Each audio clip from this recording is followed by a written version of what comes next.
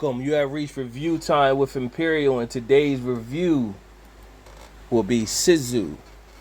Subscribe to the channel, like the video. Let's get into it. So, I've been seeing this like ads pop up through YouTube about this movie, and then comparing it to John Wick. So I gotta give it a shot to see what they're talking about here. And so they're just going off of the hype of John Wick 4 that just came out. So you put out there it's connected to John Wick, then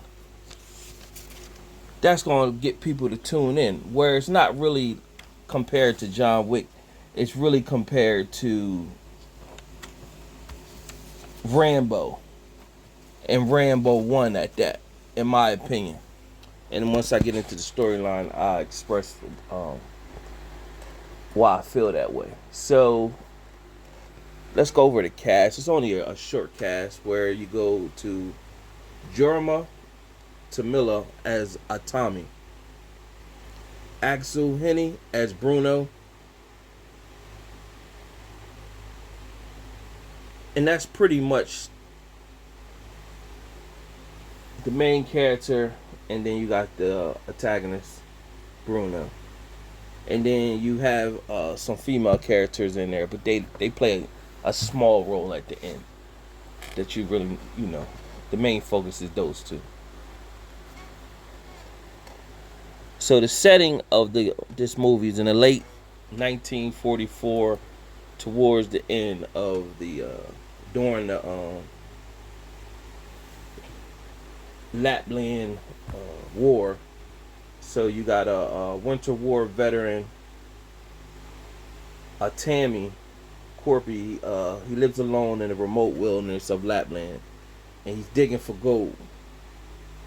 And so what ends up happening while he is digging for gold, he finds this gold. So you don't really much know what's going on with this character. You just know he finds gold. Now he's walking along with his horse, with his gold packed up, and a dog is trailing him. So in the process of this, he runs into a 30-man Nazi platoon. And at first they were just letting him go. Basically like saying, hey,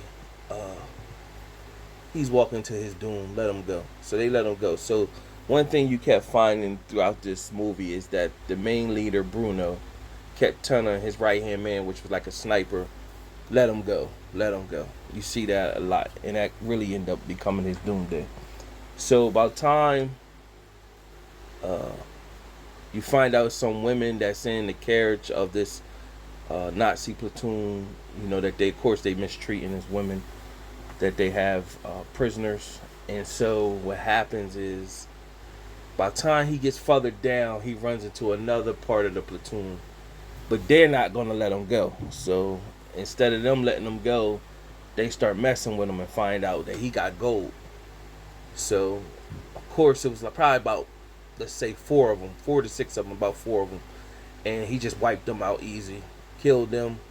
And so the guys that had let him go, that was way ahead, heard the gunshots that triggered them to come back. So after he killed them, what you see is that he is he's not using any guns. So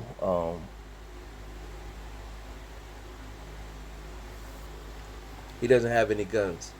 He didn't take any of their guns. I thought he should take, or some grenades or whatever. So he just walked off with his horse. But then by the time the guys came back in their tank, he seen them coming his way. So he started to head off and run. And so one thing I failed to mention too, the movie is broken down into 6 chapters. So right now we're in chapter 2 with the Nazis. So the tank comes back, and the tank is uh, shooting at him, and chapter 3 enters, and it's a minefield. So Bruno tells the people, he's smiling because he knows what's great happened. He knows it's a minefield that he's walking in. So Aatami is walking with his horse, and of course the horse steps on a mine. Boom, blows the horse up. Tommy falls off, but then Aatami is, of course, is dizzy, getting his thoughts together, and he start collecting the gold. Now he did take one of the soldiers. He took one of their like shields. So once the Nazi platoon rolls up, they stop because they know it's a minefield. So they start one by one sending their men out there to get him. However, when he's there, he picks up a rock and throws it at one of the mines and blows him up. And then that's when he grabs the shield. So they just start shooting at him. Of course, he was able to block with the shield he picked up with the bullets. But now it's a bunch of smoke. So now they start sending their men out. Their men was getting blown up one by one. So at this moment,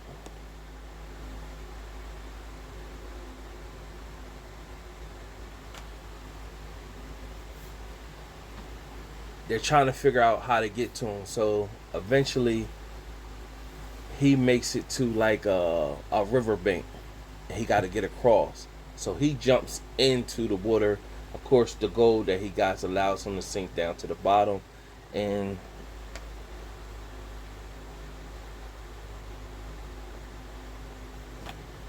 he's breathing underneath water at this moment. So now you're like, oh, okay. So he's breathing underwater. So a moment when the Nazi group was trying to, they were giving orders to get back. Bruno was told by his superiors, hey, get back. Don't worry about this guy. This guy's, he's bad for you. Let him go. And he's responsible for killing like 300. He got like 300 Russian kills. They call him Sisu the Immortal.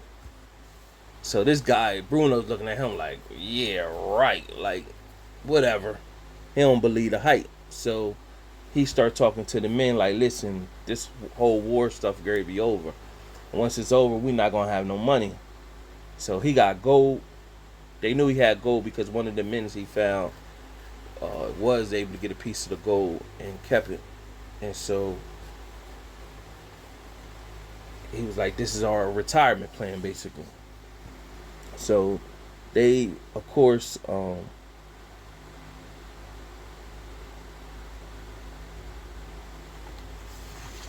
they going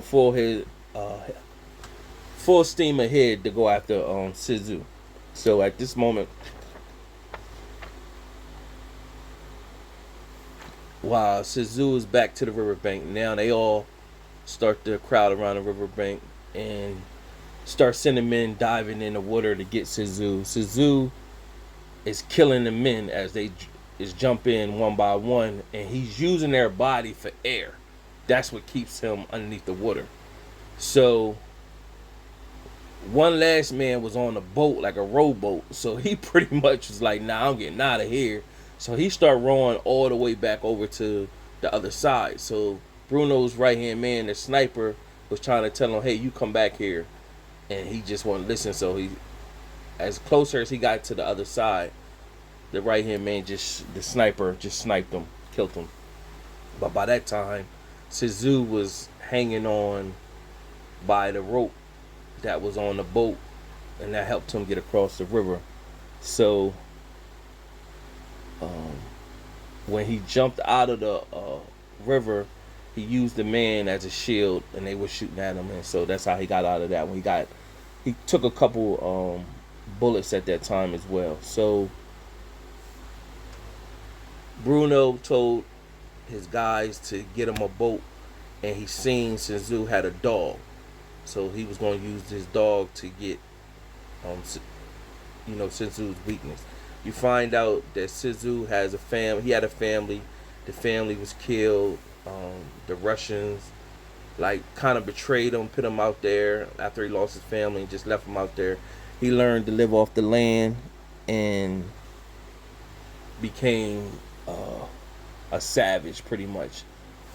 Reminds me directly off of Rambo. If you've seen Rambo Part One, First Blood, learn to live off the land, a savage out off the ground, and could eat stuff to make a bill of goat. You know the story if you watch Rambo 1. So that's what it more or less reminds me of. It's more of Rambo, not John Wick, because he didn't even use guns. What Rambo was taking out a whole army, letting on the police staff. So nevertheless, let's get back to Sisu. Sisu made it to a town that was burning, made it somewhere where he can think he's going to rest, but he hears his dog barking, and so he goes out to get his dog. Of course, they use the dog to will him out. The dog will go to him, and of course they beat down Sisu and took his gold and hung him. So at this point, he went catatonic, and out of mind, out of sight experience, he just zoned out. So they pretty much thought he should did. Another reason they should have killed him, and they didn't kill him. Of course, this is a movie. They got to keep the 3 actors going. And so when they walked off thinking he was just going to die out, he swung his body up against a pole. The pole had a nail on it. And so he used the nail to prop himself to get some air. And then what he did was he stepped on the nail to keep himself propped in that one spot. So that way he'll stay there and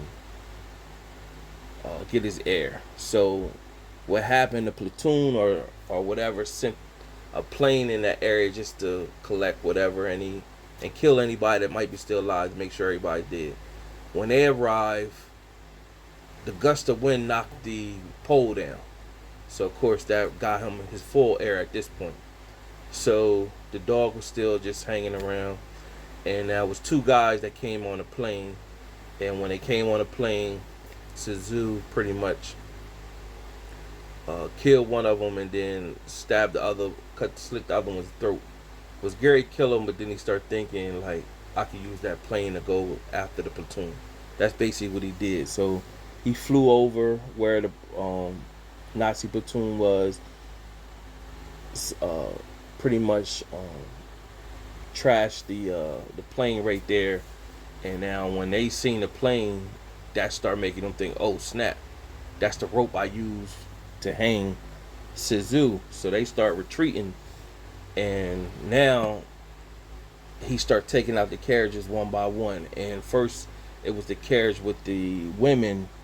They were in there, and the women was laughing at the Nazi soldiers, pretty much saying, y'all don't know who y'all dealing with. Basically telling them that, hey,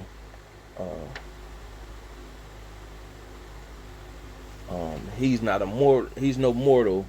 He just refuses to die. He's not gonna stop. And they kind of chuckled it off, but at that moment, he pretty much killed them. And he killed them off. Now the other platoon kept going, and the women were free. And so it was two men on a buggy and one on a motorcycle pulled up. And when he pulled up, they knew who he was, and he pointed his axe at them, and they pretty much threw their guns and jumped right out of the so the myth, the legend, they ain't want no smoke with it, so they just jumped right out of the motorcycle and left. Now Bruno's right hand man, he was out there, and Sisu was great, kill him, but then he let him go. So you like, oh man, kill this dude, because he gonna come back and bite you. But then at that moment, the women came up and they all had guns, and so they pretty much took Bruno's right hand man. Now at this point, Bruno made it to the airport, the airport strip, and he had only one person left. He pretty much his name was Wolf. He killed him, and so it was just the pilot and Bruno. So Bruno at this moment like, all right, I'm getting scot free. So by this time, Sisu used that motorcycle to get up to the landing strip, and right when they was ready to fly off, the motorcycle was still just driving. So they figured, oh, you see that down there? Um, he's still down there. Pretty much, we safe. But Sisu was hanging on the airplane with the axe stuck on the plane. So he pretty much kept hacking away, and not that's it's not an axe. It's the I forgot what the tool is called that they use to break concrete, whatever that is. I keep saying axe, but it's not an axe. So nevertheless, and you can leave a comment and tell me what that tool is. I can't think of it right now. So nevertheless, he used that that diggers use or whatever. So he penetrated his way into the airplane, and him and Bruno got a fight to the death. And so there was a bomb missile in a plane. So he hooked Bruno to it and let the missile loose, and Bruno flew off the plane screaming "F you," and he landed inside of the water. The plane ended up crashing, and Sisu survived. And when he came up, he survived. The girls made it to. They kept the Bruno's right hand man. They kept him alive, and they made it to somewhere else where they had basically using him as a prisoner of war. And Bruno shows Bruno, not Bruno, Sisu Aatami at the end, rolling up to the bank and his motorcycle with the gold, and that was the end. So it ended with him making it to the bank with the gold. So I believe this movie will get a lot of I think it's in the movies now. When it makes it to a streaming platform, that's when it'll get more attention, and I definitely could see a part 2 and see what he do once he, now he got the money and he's a rich man. It's a Lionsgate film. You get an opportunity, take a look at it. You won't be disappointed. Subscribe to the channel, like the video, and out of my 4-star rating system, this was a decent film. I give it a 3 out of 4 stars. It definitely reminded me of, has some characteristics of Rambo, and I expressed that. So 3 out of 4, definitely a lot of action. Until next time.